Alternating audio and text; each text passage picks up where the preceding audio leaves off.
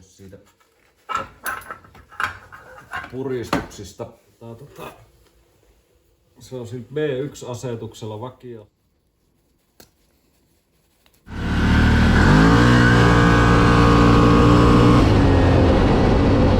Ei nimittäin hirveän kauan kelaa 60.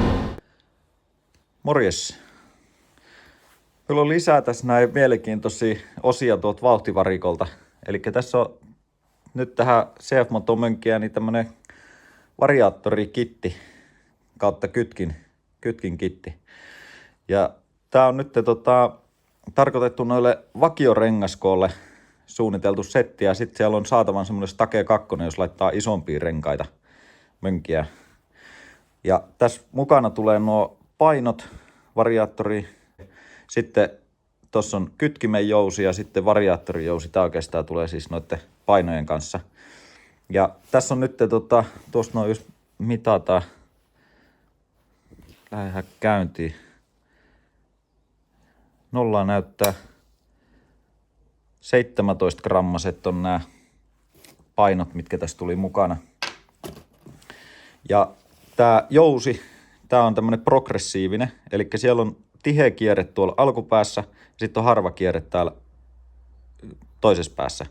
Eli toisin sanoen niin se on pehmeämpi alkuun ja sitten se tiukkenee.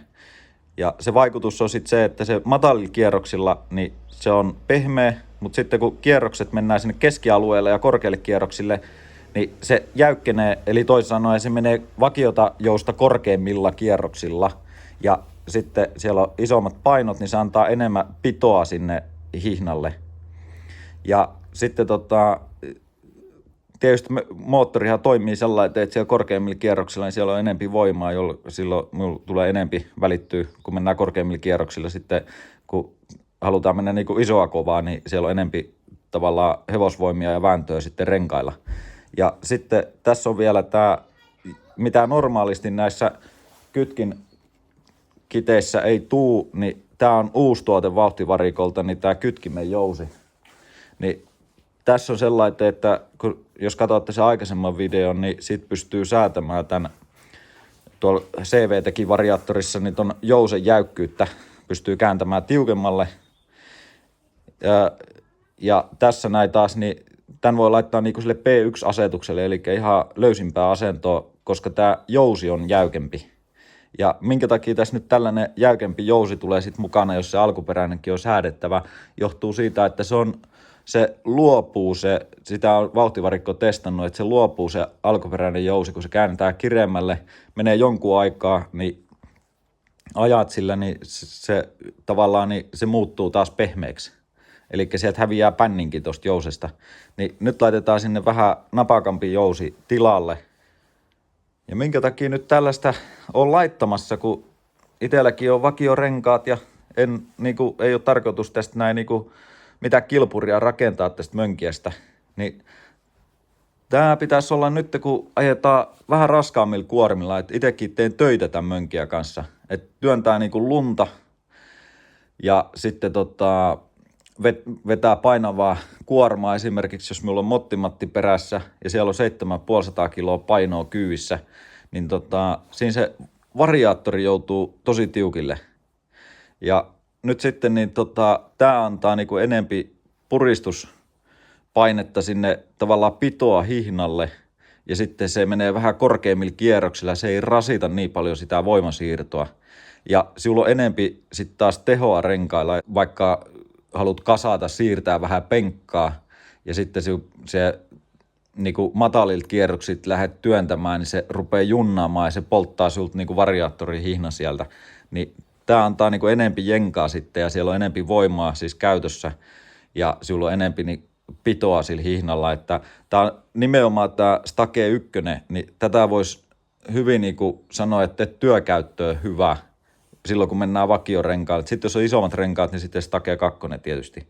Mutta ihan normaali käyttöön, työkäyttöön mönkiä, niin tämä Stake 1, niin tämä pitäisi olla semmoinen erittäin passeli. Ja me ainakin haluan silloin, kun me teen lumitöitä tai muita puuhommia, niin silloin vehkeiden pitää toimia. Et siinä ei ole vaihtoehtoa. Ainakin itsellä on semmoinen ajatus, että se pitää olla kuitenkin sitten käyttötarkoituksen mukainen ja aina jos sitä voi parantaa, niin silloin sitä parannetaan. Mutta laitetaan tuo paikalle ja katsotaan miten se asennus onnistuu.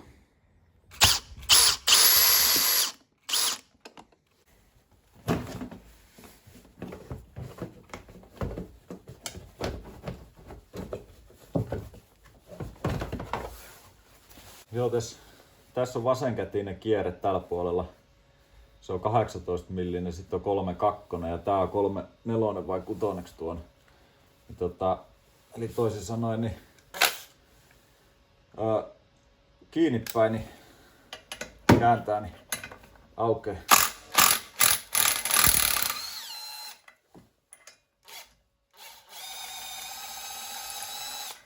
Täällä on sitten ihan normaali kierre ja 36 millinen hylsy, että aika ison hylsyn vaatii tuo irrotus ja sitten tuo hihnan saa siitä löysettyä sitten niin pitkä 6 millin pultti vaan tuohon niin saatan painattaa sitä jousta sitten niin aukeaa nuo levyt ja tulee hihna pois siitä puristuksista.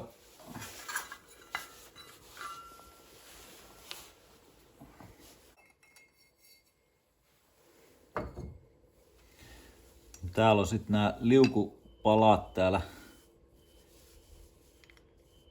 sisällä. Ja niiden sisällä on sitten tällaiset painot. Joo, nuo 16-grammaset painot on nuo vakiot.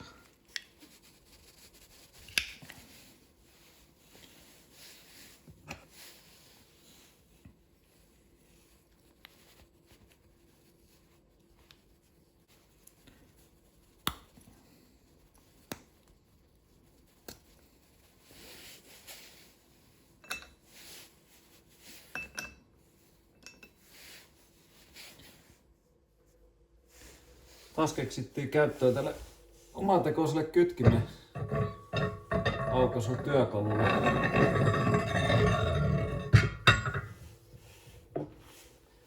Vieläköhän se pelittää.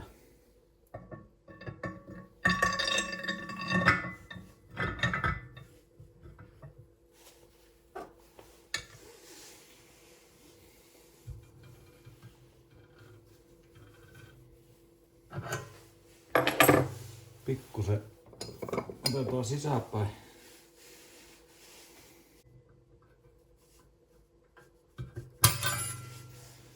No, se aukesi sieltä. Sitten löysetään, niin tuo nousee tuo jousi oikein suoraksi.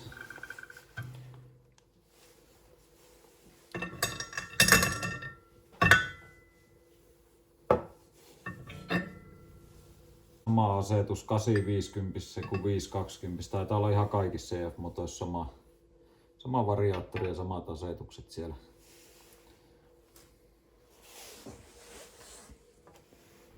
Se on hiukan pitempi. Ja onko se jopa niinku vähän harvempi tuo kierreet? No, kai siinä joku ero on, niin laitetaan se tuohon P1, kun se tällä jousella pitäisi toimia siinä vakioasetuksilla, mutta no niin, nyt siellä on vaihdettu, siellä olisi vauhtivarikko Editionin jousi. Laitetaan se on sillä B1-asetuksella, mutta tää oli vähän pitempi tää jousi, niin siellä on varmaan jonkunnäköinen ero sit kuitenkin itse jousessa, niin voi käyttää vakioasetusta sillä. Ja nyt muisti tällä kertaa laittaa tuon lukkosokakin tonne väliin, kun viimeksi unohdin sen. Ruuasin tän läjää ja sit rupesin miettimään, että miten se saatais pysymään kiinni. Tuossa näkyy nyt hyvin tuo lukkosokka. Laitoin sen siitä paikalleen ja sit tuosta noin nyt löysetään tuo jousi sokkaa vasten. Niin sitä varten tarvitsisi tehdä tää erikoistyökalu. Näitä voi ostaa valmiinakin. Tein sitten itse ja säästin. Meillä olisi siellä vauhtivarikon jousia. Sitten on vaihdettu jo ne painot, niin laitellaan tää paikalleen tuohon.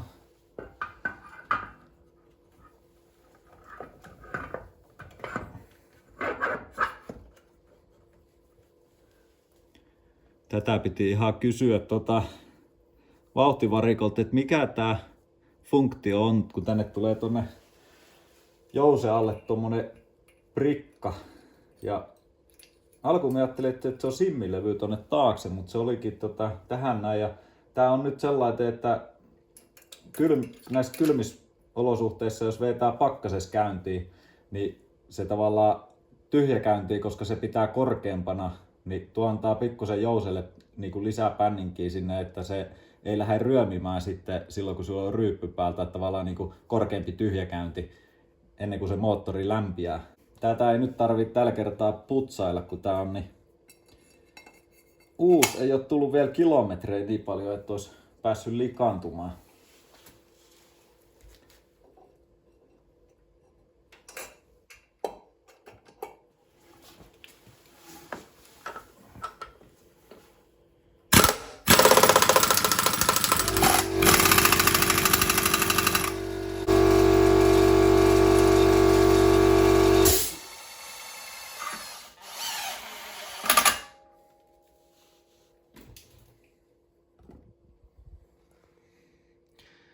Katsotaan vielä momenttia ja sitten kansi kiinni ja lähdetään testaamaan.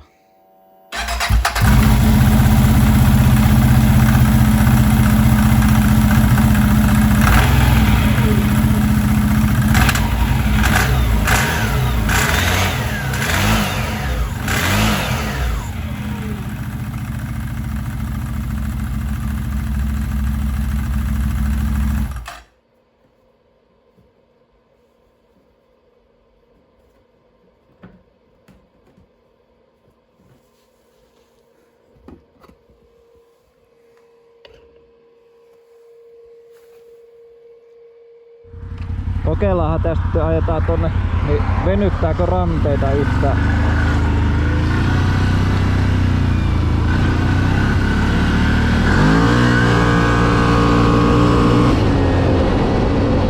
Ei nimittäin hirveän kauan kelaa 60.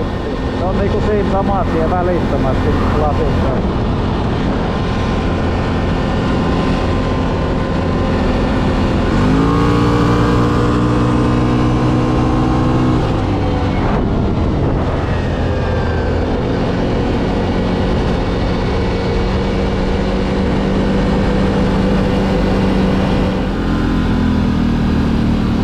Täällä puolella kokeilin tuossa noin keuliiko, mutta ei keuli kun susi.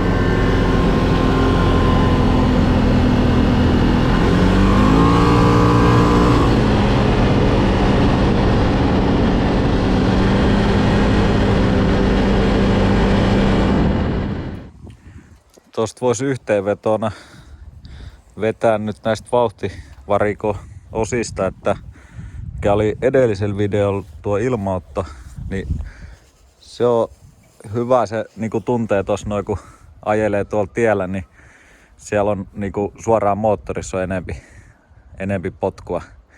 Ja sitten taas tuo variaattorin jäähytys, niin se, että se säilyy viileämpänä, niin se ei varmaankaan voi olla huono, mutta sitä on vaikea sanoa sitten tällainen, niinku, että mikä vaikutti minkäkin verran. Ja sitten tuo variaattorikitti, siinä on se progressiivinen jousi, niin se vetää alkuun niin vähän matalemmilla kierroksilla sellainen, että se tavallaan niin kuin lykkää vähän isompaa välitystä sinne nopeasti. Ja sitten kun tulee se tiukka osuus jousesta, niin sitten se niin kuin lähtee ihan kunnolla niin kuin sit taas vetämään, että se on huomattavasti enempi tulee varmasti niin kuin hevosvoimia tonne renkaille. Ainakin tuntuma on semmonen, että tuossa hitaalla puolellakin, jos pistää pienestä vauhdista kaasupohjaa, niin se suti asfaltille, että se ei, ei lähde nostaa keulaa, mutta kuitenkin niin sellainen äkkijyrkkää tulee se teho sieltä ulos. Mutta semmoset asennukset tuli tähän näin kuitenkin tehtyä, niin jos tykkäsit näistä videoista, niin ei muuta kuin pistä yläpeukkuun ja kanavatilaukseen ja nähdään taas seuraavilla videoilla. Morjes!